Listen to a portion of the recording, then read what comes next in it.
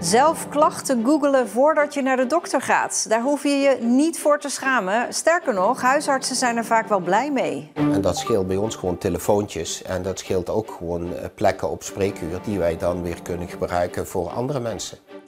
En verder in deze uitzending.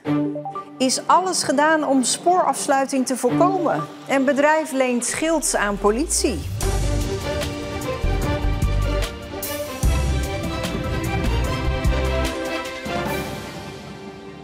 Goedenavond. Dat patiënten voor een bezoek aan de dokter vaak zelf al onderzoek doen op internet, kan op termijn de werkdruk van huisartsen verminderen.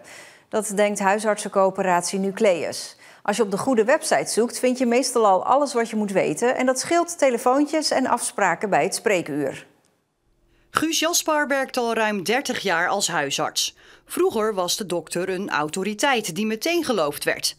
Nu komen mensen regelmatig met eigen gevonden informatie naar het spreekuur. Ik vind het wel ook leuker, want je krijgt gewoon, en dat willen we ook heel graag, wel mensen die actiever betrokken zijn bij hun gezondheid. Want wat ik wel ook zie met de start van mijn carrière, dat er veel meer netwerk om mensen. Als er gezondheidsklachten waren, of je had net een jong gezin, je komt bij oma terecht, je komt bij je moeder terecht. En nu heb je veel meer een discussie met elkaar. En je kunt mensen veel meer meenemen in wat speelt er nou, wat moet je doen, wat niet doen. Ik heb hevige pijn in mijn bovenarm. Even kijken wat dokter Google daarvan vindt. Ja, frozen shoulder, slijmbeursontsteking.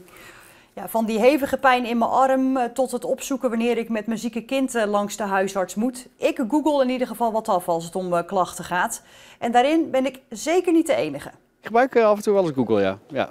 In sommige gevallen is Google ook wel je beste vriend, heb ik het idee. Dat heb ik nog nooit gedaan en dat ga ik ook niet doen ook. Ja, dat zoek ik op. Ik ga op internet kijken. Meestal de symptomen, maar er komen ook heel vaak de ergste dingen naar boven, zeg maar. Dus dat doe ik ook wel, daar kijkt ook wel een heel klein beetje mee uit. Ik vind het ook wel leuk om bij die arts te zijn. Ja, een persoonlijk gesprek vind ik dan fijner dan dat ik alles zelf ga uitzoeken. Ik weet inmiddels welke sites ik moet zoeken om een beetje op huisartsgeneeskundige vragen antwoord te krijgen.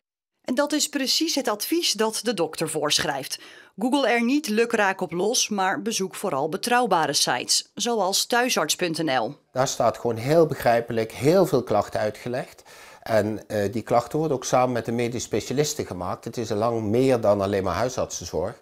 Maar waar mensen prima gewoon informatie op kunnen uithalen en dan kunnen zoeken van, wat heb ik, wat zou dat moeten zijn? Moet ik wel of niet naar de dokter? En op die manier helpen we ook mensen de goede richting te sturen, dat ze niet verdwalen in het internet-oerwoud en op sites komen die misschien minder van kwaliteit zijn. Als meer patiënten zelf al eens op onderzoek uitgaan op internet, zou het op termijn ook voordelen kunnen opleveren voor de huisartspraktijken. Dat ziet er allemaal goed uit hoor. Dus we hopen doordat mensen naar de goede websites gaan, zoals thuisarts.nl, dat het op termijn al scheelt. Dat mensen zelf denken, oké, ik kan wachten of ik hoef nu even niet te gaan. Nou, en dat scheelt bij ons gewoon telefoontjes en dat scheelt ook gewoon plekken op spreekuur die wij dan weer kunnen gebruiken voor andere mensen. De dokter ziet sociale media wel als een bedreiging voor de gezondheidszorg. Met regelmaat ziet deze huisarts dat influencers onwaarheden verkopen. Bijvoorbeeld dat de anticonceptiepil slecht voor je is. De argumenten die ze aanvoeren, die kloppen gewoon niet. Maar ze hebben zoveel autoriteit dat eerder de influencer geloofd wordt dan de dokter die zegt, je kan toch veilig de pil blijven nemen. Daar is dus nog werk aan de winkel. Zelf informatie opzoeken over klachten kan dus geen kwaad. En zelfs de dokter, die raadpleegt tijdens zijn spreekuren ook regelmatig dokter Google om zeker van zijn zaak te zijn. De provincie heeft niet gekeken of er juridisch bezwaar gemaakt kan worden tegen de test op het spoor, waardoor er 4 maanden geen treinen rijden tussen Goes en Vlissingen. De provincie reageerde ontsteld op de plannen van de staatssecretaris, maar volgens gedeputeerde Harry van der Maas had protesteren geen zin. Nu wil een aantal statenleden dat de mogelijkheden daarvoor alsnog worden bekeken. Ondernemers aan de Vlasmarkt in Middelburg pleiten voor beveiligingscamera's. In het weekend ervaren ze regelmatig overlast. Op de dagen dat we dan na de weekenden weer moeten opstarten en beginnen, dan treffen we wel echt een ravage aan voor onze deuren met allemaal blikjes en allemaal soorten gekkigheid, weet je wel. Dus het zou gewoon mooi zijn als er wat tegen werd gedaan. De gemeente heeft in een overleg tegen de ondernemers gezegd dat ze met meer bewijzen moeten komen van de overlast voordat er actie wordt ondernomen. En dat viel tegen, vonden ze in de straat. Wij vonden het jammer dat al jaren we vragen camera, dat er geen camera is gekomen. Eigenlijk dat wel. We zijn een beetje teleurgesteld. Van alle meldingen wordt nu een dossier opgebouwd en er wordt gekeken naar een andere oplossing om het gevoel van onveiligheid te verminderen. Een doneeractie voor de eigenaren van de afgebrande fietsenwinkel in Schoondijken heeft binnen een dag al duizenden euro's opgeleverd. Het echtpaar Tange raakte bij de brand niet alleen de winkel kwijt, maar ook het woonhuis. De kleding die ze aan hadden is het enige wat ze nog hebben. De rest van hun bezittingen is verwoest. De fietsenwinkel was een begrip in Schoondijken. Veel mensen willen helpen. De teller van de crowdfundactie staat inmiddels op ruim 15.000 euro.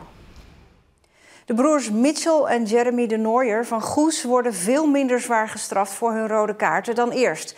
Tijdens een wedstrijd tegen TOGB kregen beide rood, na commentaar op de scheidsrechter. De KNVB wilde Jeremy 5 wedstrijden schorsen en Mitchell 4. Daartegen ging Goes in beroep met succes. Mitchell is helemaal vrijgesproken en Jeremy mag in plaats van 5 2 wedstrijden niet meedoen. Als iemand zijn burgerplicht heeft gedaan, dan zijn dat wel de werknemers van Alplast. Het bedrijf in Tolen is gespecialiseerd in kogelwerende producten en kon op bijzondere wijze de politie een handje helpen. Op deze camerabeelden is te zien hoe de politie zich klaarmaakt voor een inval bij de buren van Alplast. Ze moeten bij deze garage naar binnen. Het was best een dreigende situatie met getrokken wapens. De politiemannen staan nu verdekt opgesteld achter hun wagens. Maar om de garage te bereiken moeten ze 25 meter overbruggen. Ja, dan kan er van alles gebeuren. Dan kun je maar beter een schild bij hebben. En laat hij die nou net produceren? Ik stond toevallig bij het raam te kijken en ik wenkte naar hun van kom maar. Want ik heb hier de schilden die jullie nodig hebben. Ik zeg alsjeblieft, nou ga je gang. Er werd 1 persoon gearresteerd. En verder heeft de politie over de inval nog niets naar buiten gebracht. Thijssen had na de inval nog even contact met de politie. Ik zeg, nou, wil je nog een kopje koffie? Zeiden nee, dankjewel, maar bedankt. Waar kunnen we een bedankbriefje naartoe sturen? Ik zeg, nou, dat Schilderijnweg 6. 7 lange, intensieve jaren werd er aangebouwd. De nieuwe sluis in Terneuzen, een van de grootste zeesluizen van de wereld. Hij is af en wordt morgen officieel geopend. Voordat het eerste schip er straks doorheen vaart, blikken we terug op de bouw van de sluis. De laatste voorbereidingen voor de opening zijn nog in volle gang. Maar deze joekel van een nieuwe sluis is er klaar voor. Morgen gaat hij na jaren bouwen open voor de scheepvaart. Met z'n allen is het gewoon een heel spectaculair groot project geworden. Ja, en nu komt toch echt het einde in zicht in de goede zin van het woord. Maar eerst nog een terugblik op de bouw van de zeesluis. In 2017 is de bouw begonnen. Toen zag het sluizencomplex er nog zo uit, met in het midden de middensluis. De historische sluis moest wijken en dus werd hij in 2022 opgeblazen. Wat eigenlijk een klein plofje had moeten zijn, werd een enorme knal. Die beelden staan nog scherp op het netvlies van de projectdirecteur. Echt een smetje op ons blazoen. Ook omdat we het echt niet verwacht hadden. We konden niemand waarschuwen, we hadden het niet verwacht. Wat ik wel vind, is dat we heel snel gehandeld hebben om met de mensen erover te praten. Wat is je schade, hoe gaan we die schade afhandelen aan de ene kant. En aan de andere kant een aantal gerenommeerde bedrijven als TNO erbij hebben gehad. Samen met de opdrachtnemer om te kijken hoe is het nou gekomen en hoe gaan we dat nou voorkomen. Kon ook echt niet dat dat nog een keer fout zou gaan. Dus dat hebben we heel zorgvuldig in gedaan. Dus we hebben er wel goed mee gehandeld, maar het blijft foutje. Dan was er nog corona, strengere eisen rondom PFAS en de bouwers kwamen nog oude sluisrestanten tegen in de grond. Dat zorgde voor vertraging en extra kosten. We hebben iets te weinig beeld gehad van wat er nog aan oude sluizen in de ondergrond zat. Maar dat is wel allemaal met de kennis die we nu hebben. En dus ik ben eigenlijk best tevreden. Dat klinkt heel arrogant misschien, maar dat is niet de bedoeling. We hebben naar zorgvuldigheid gehandeld. Ja, en we zijn dingen tegengekomen. Ja, en dan, zo werkt het project. Goed voorbereiden, maar vooral ook goed oplossen als het aan de hand is. En het is goed opgelost, want de sluis ligt er. Dus kijkt Martijn liever terug naar de mooie momenten. Zijn hoogtepunt? De aankomst van de bruggen en sluisdeuren uit China. Toen kwamen ze aan op een zondagmiddag in Vlissingen-Oost. Ja, dat moest ik wel bijna een traantje wegpinken, moet ik eerlijk zeggen. Want dat vond ik wel echt, daar zat zoveel werk achter. En ja, nu zou de bak een echte sluis worden. Dus ik vond dat echt wel een hoogtepunt. Ook omdat het technisch natuurlijk heel spannend was. Past hij erin en zo? Gaat hij niet kantelen? Dus ja, ook voor iedereen was het gewoon een spectaculair, maar ook een heel spannend moment. De nieuwe sluis wordt morgen feestelijk geopend door de Nederlandse en Belgische koningen. Voor de projectdirecteur zit het er dan ook bijna op. Wel een hele mooie einde van een mooie carrière bij de Rijkswaterstaat. Hij blijft nog een paar maanden aan als projectdirecteur en dan gaat hij met pensioen. Morgenochtend tussen 8 en 12 uur is de opening van de nieuwe sluis live te volgen hier bij Omroep Zeeland op radio, televisie en online. En 's avonds na Zeeland Nu is er nog een extra programma op tv met een terugblik op de opening. De bewolking overheerste vandaag. Regelmatig regende het, maar soms piepte er een zonnetje tussendoor. Het was best fris met een stevige noordwestenwind en 14 graden.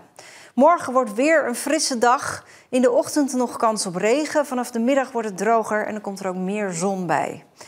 Dus niet vergeten, morgen om 8 uur al begint de uitzending rondom de opening van de nieuwe sluis. Met rond een uur of 10 het hoogtepunt met beide koningen. Allemaal te zien hier bij Omroep Zeeland.